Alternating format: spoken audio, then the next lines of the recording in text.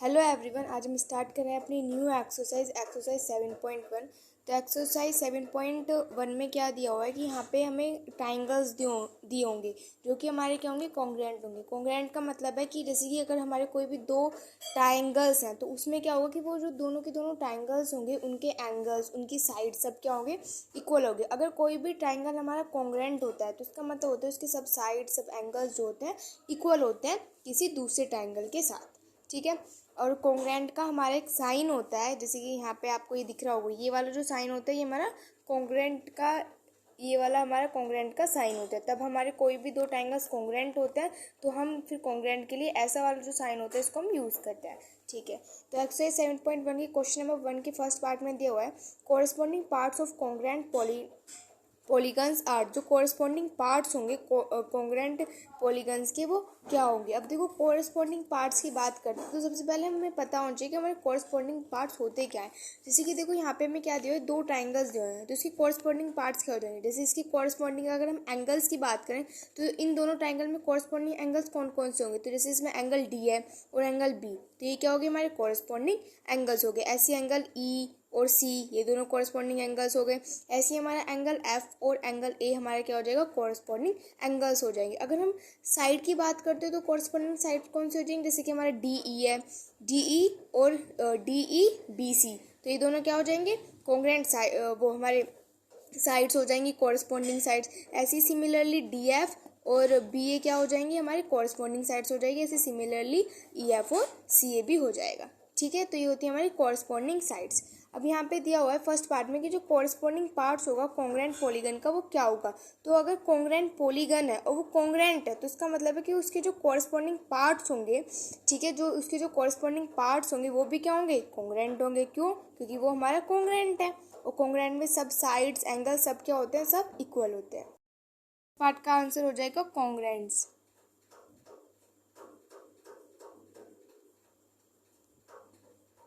अब करते हैं इसका second part. When two triangles are congruent, जब कोई भी दो ट्राइंगल्स है वो हमारे कॉन्ग्रुएंट है तो उनके कॉरस्पॉन्डिंग साइड्स भी क्या होंगी, उनकी कॉरस्पॉन्डिंग साइड्स भी क्या होंगी, हमारी कॉन्ग्रुएंट होंगी।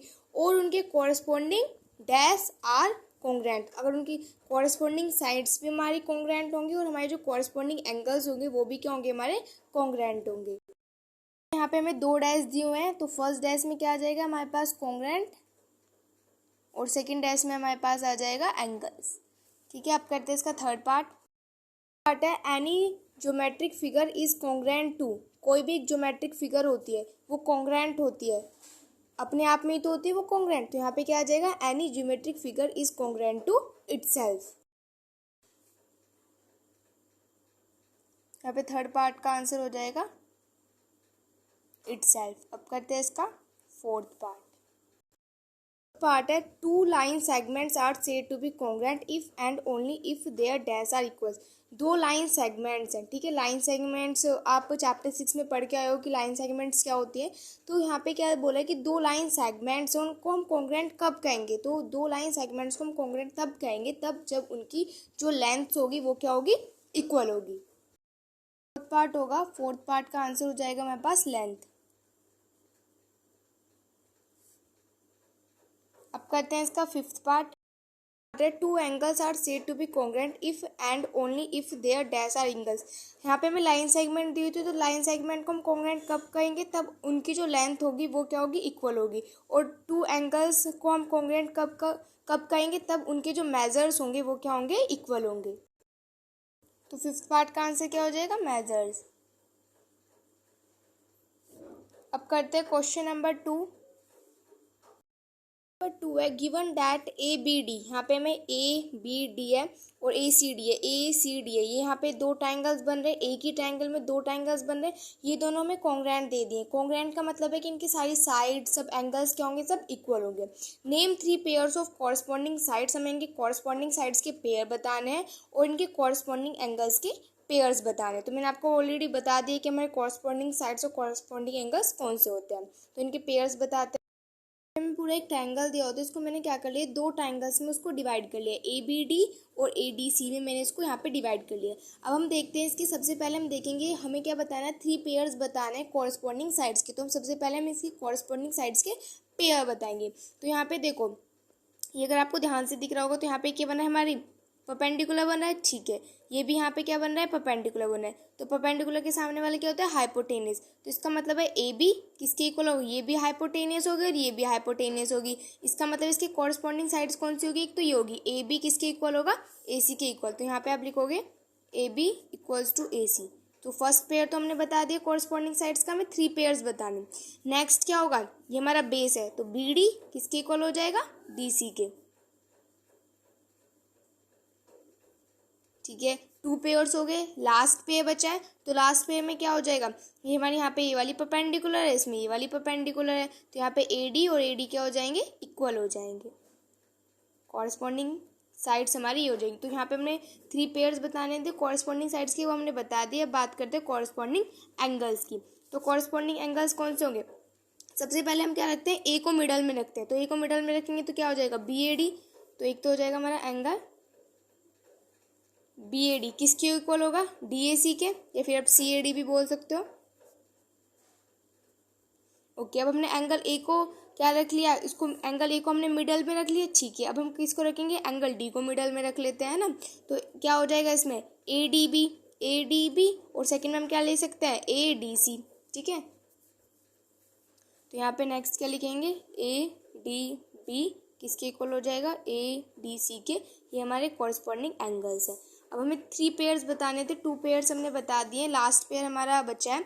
तो लास्ट पेयर क्या हो सकता है, देखो हमने ए को ले लिया, बीच में डी को ले लिया। अब हमारा क्या लास्ट बचा है, लास्ट हमारा क्या बचा है, बी साइड हमारा बी बचा है, और राइट हैंड साइड क्या बचा है हमारे पास, सी बचा है। तो यहाँ पे क्या हो जाएगा कि जो एंगल ए बी डी हो जाएगा वो किसके इक्वल हो जाएगा, एंगल ए सी डी के यहाँ पर इक्वल हो जाएगा। तो ये हमारी क्या हो जाएंगे, कॉरस्पॉन्डिंग साइड्स हो जाएंगी, हमारी क्या हो जाएंगी, कॉरस्पॉन्डिंग एंगल्स हो जाएंगे।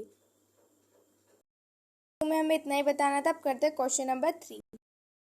Name the figures which appear to be congruent. हमें वो फिगर्स बतानी है जो कि हमें कैसी दिख रही है, कॉन्ग्रेंट दिख रही है। मतलब देखो कॉन्ग्रेंट कब होगी, जब दो ट्राइंगल्स होंगे, है ना। जैसे कि इसमें था, तो इसमें तो हमने 2 ट्राइंगल्स बना दिए थे, एक पूरी बड़ा ट्राइंगल बना है, इसमें से हमने क्या कर दिए थे, 2 ट्राइंगल्स इसमें से हमें बना दिए थे।